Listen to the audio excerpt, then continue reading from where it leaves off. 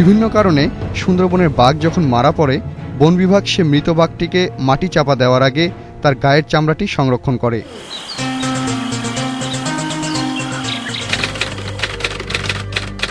সম্প্রচারের শুরু থেকেই বন্যপ্রাণী বিষয়ে অনুষ্ঠান ও সংবাদ গুরুত্ব সহকারে প্রচার করে আসছে এটিএন নিউজ।